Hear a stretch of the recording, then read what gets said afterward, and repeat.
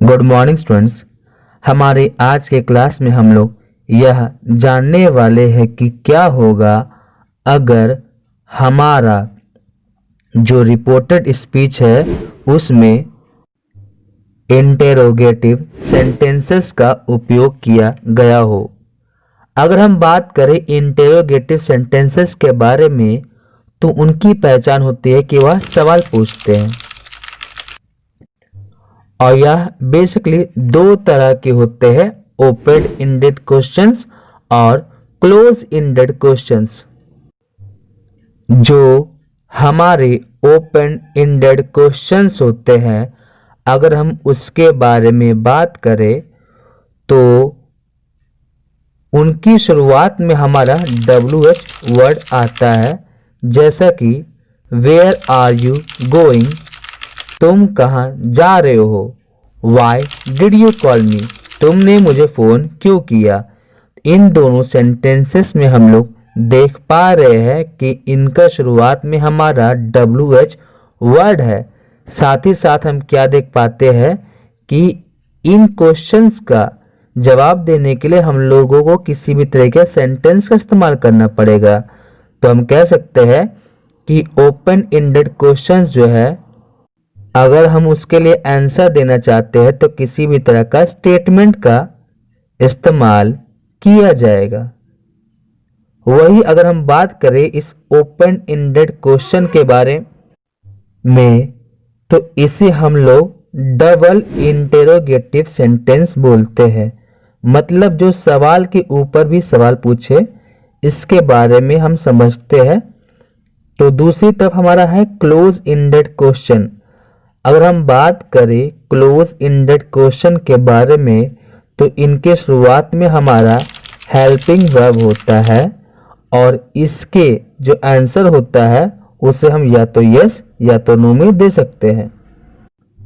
जैसे are you going, क्या तुम जा रहे हो, तो इसके लिए या तो हम यस या तो नो बोलेंगे। फिर डिड यू कॉल मी, क्या तुमने मुझे कॉल किया था, इसके लिए भी हम लोग या तो यस या तो नो बोलेंगे। अब हम इसे ओपन इंडेड क्वेश्चन और क्लोज इंडेड क्वेश्चन के बीच में देख पा रहे हैं, तो सिर्फ हमारा WH फैमिली वाले वर्ड का ही अंतर आ रहा है। जहां एक तरफ हम लोग ओपन इंडेड क्वेश्चन को डबल इंटरोगेटिव सेंटेंस बोलते हैं, वही हम क्लोज इंडेड क्वेश्चन को सिंपली इंटरोगेटिव सेंटेंस बोलते हैं। तो यह हो गया हमारा बेसिक इंट्रोडक्शन। अब हम समझते हैं हमारा क्लोज इंडेड क्वेश्चन के बारे में।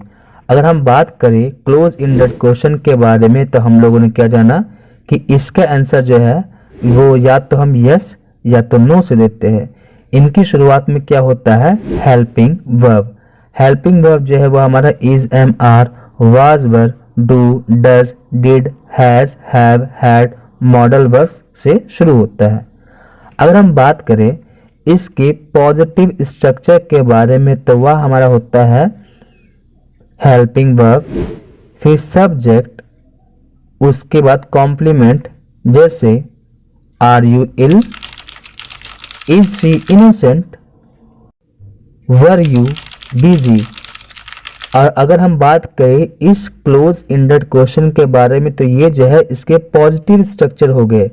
इसके नेगेटिव स्ट्रक्चर के लिए हमारा क्या हो जाता है, हमारा हेल्पिंग वर्ब के साथ हम लोग कॉन्ट्रैक्शन नॉट लगा देंगे, फिर उसके बाद सब्जेक्ट, फिर कॉम्प्लीमेंट, जैसे aren't you in, isn't she innocent, weren't you busy. तो यह हमारे क्लोज इंडेड क्वेश्चंस हो गए जिसमें हमारा कॉम्प्लीमेंट होता है। अब हम समझते हैं जब हमारे सेंटेंस में हेल्पिंग वर्ब और मेन वर्ब दोनों होता है, जैसे do you eat, does he know, did they go, shall we be going. वही अगर हम इसके नेगेटिव के बारे में हो तो क्या बोलेगा, don't you eat, doesn't he know, shan't we be going. So I think अभी तक आपका कंसेप्ट क्लियर हुआ होगा। अब हम समझते हैं कि हमारा डायरेक्ट स्पीच में क्या हो हमारा, तो इंट्रोगेटिव सेंटेंस हो तो उसे इनडायरेक्ट में कैसे बदलते हैं। तो अगर हमारे डायरेक्ट स्पीच में इंटेरोगेटिव सेंटेंस होते हैं तो हम उसे सिंपली असर्टिव सेंटेंस में बदल देते हैं। जैसे डू यू ईट का क्या हो जाएगा, you eat. Don't you eat का क्या होगा, you do not eat. Does he know का क्या हो जाएगा, he know. Does he not know का क्या हो जाएगा, ही डज नॉट नो। इन चारों में हम लोग क्या देख पा रहे हैं कि हमारा जो डायरेक्ट स्पीच में अगर सेंटेंस इंटेरोगेटिव सेंटेंस में है तो इनडायरेक्ट में किसमें बदला जा रहा है, असर्टिव सेंटेंस में। एक और एग्जांपल ले लेते हैं, शैल वी बी गोइंग, तो इसका क्या हो जाएगा, वी शैल बी गोइंग। अब हम कुछ एग्जाम्पल समझते हैं। अगर हमारे पास क्वेश्चन है he says to me comma inverted comma are you ill, तो हम जो है इसे कैसे बदलेंगे। तो इसके बदलाव से पहले हमें कुछ बात को समझ जाना है कि अगर हमारा डायरेक्ट स्पीच में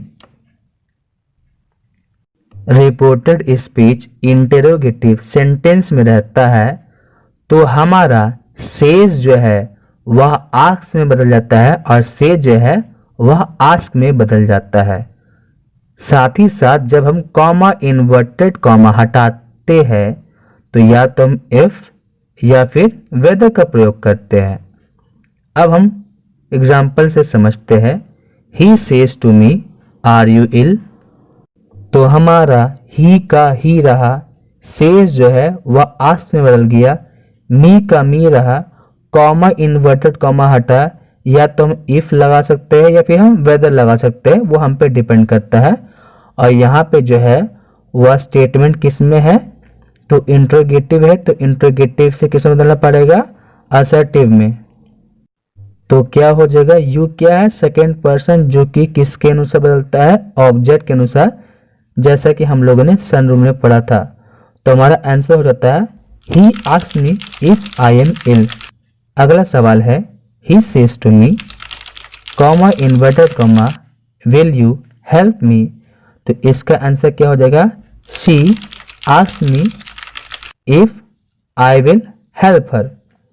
यहाँ पे यू सेकेंड पर्सन था जो कि हमारे ऑब्जेक्ट के अनुसार बदला, तो यू के लिए हम लोगों ने आई लिया, और मी क्या है, फर्स्ट पर्सन के अनुसार बदलता है, इसलिए हम लोगों ने मी के लिए हर लिया, जैसा कि हम लोगों ने सनरूल में पढ़ा है।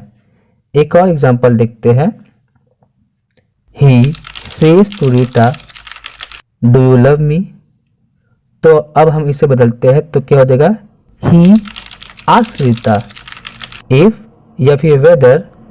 अब यहाँ पे सब्जेक्ट क्या है, यू क्या है, सेकेंड पर्सन जो कि किसके अनुसार बदलेगा, रीता के अनुसार, तो रीता के लिए हम लोग क्या लेंगे, शी।